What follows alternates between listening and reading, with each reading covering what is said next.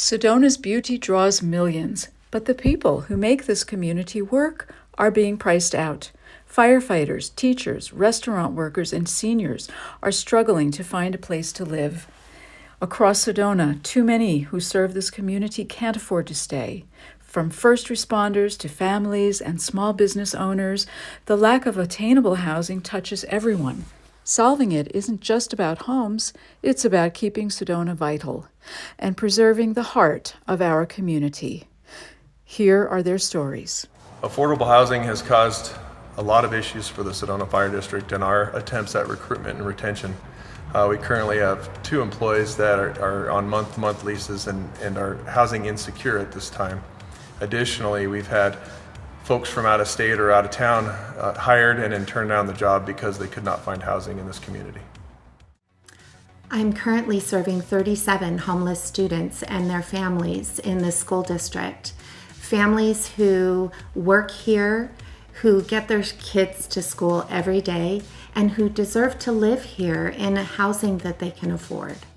Hi, we have a thriving restaurant here in West Sedona, and if we had enough employees, I absolutely could be open 6 days a week instead of 5 days a week, and be giving them the opportunity to support themselves, better learning, and just have, all in all, support the community of Sedona better. Last year, we served 57 families that were homeless. These are people that are servers. They're at your restaurants. They're at your grocery stores. They're your teachers. And why are they homeless? Because they can't afford to live here. These are your friends and these are your family. They deserve a home here. The rising cost of housing is causing seniors to have to make difficult choices between food and medicine. Meals on Wheels can provide the food part of the equation, but that is not the ultimate solution. We need safe, affordable housing in Sedona to allow seniors to live here in dignity and safety. In 2016, I moved here as a retiree, and quickly I heard stories from the locals that Sedona used to be full of families, the schools were full, the parks were full of kids, and I understood the stories, but it's like times change. So I discounted it. And then I heard the survey that was done in 2020 that a lot of people can't afford to live here. And so a lot of people are commuting from Cottonwood to come do their job in Sedona. And I was like, well, I had to commute for my job. It's a beautiful drive from Cottonwood. What's the problem? I kind of discounted it. But now we have short-term rentals, and they have just destroyed Sedona. All the people who couldn't afford to live here, well, they are gone. They have left the state. Friends of mine have left the state. Many of them moved to Cottonwood. And so we say, okay, they can commute, but they're not going to. Cottonwood is growing. Cottonwood is building an industry. They're going to get those jobs right there. And I see it. It's not just the tourism is being affected. Restaurants are closed more days than they used to be. The CVS pharmacy is only open certain days or certain hours. We're seeing it at the grocery store. It's affecting us as residents, and we need to recognize it and step up and look for solutions to bringing affordable housing into Sedona. And I've changed my mind. I am committed to that, and I want everyone else to join us to find that solution. My wife Karen and I retired here in Sedona 25 years ago.